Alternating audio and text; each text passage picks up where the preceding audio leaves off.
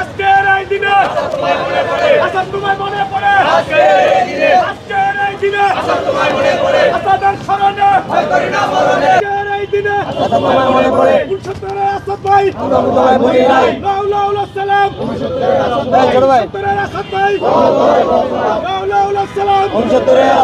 আপনারা জানেন 1969 সালের আইয়ুব বিরোধী গণ আন্দোলনে মোহাম্মদ আমানুল্লাহ মোহাম্মদ আসাদুজ্জামান শহীদ হয়েছেন। আমরা তার স্মৃতির প্রতি শ্রদ্ধা নিবেদন করছি। একই সাথে শহীদ আসাদের গণতান্ত্রিক সমাজ ব্যবস্থা বিনির্মাণের যে আকাঙ্ক্ষা, যে আশা, যে স্বপ্ন নিয়ে সে সেই আন্দোলন সংগ্রামে যোগ দিয়েছিল, সেই আন্দোলন সংগ্রামের যোগ দেওয়ার যে তার স্পিড, সেই স্পিডকেও আমরা শ্রদ্ধাভরে স্মরণ করছি। একই সাথে বাংলাদেশকে একটি গণতান্ত্রিক ব্যবস্থায় টানা তৃতীয়বার অর্জন করেছে দেশের সেরা সুপার ব্র্যান্ড স্বীকৃতি ব্যবস্থা কাঠামোর মধ্যে আবদ্ধ করার জন্য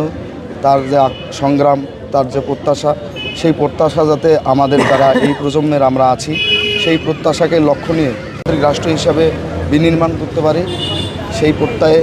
আমরা সবসময় শহীদ আসাদের স্মৃতি বুকে ধারণ করব এবং একই সাথে আগামীতে বাংলাদেশ যাতে বিশ্বের দরবারে একটি প্রকৃত গণতান্ত্রিক ব্যবস্থার রাষ্ট্র হয় এবং ভবিষ্যতে কোনো দিন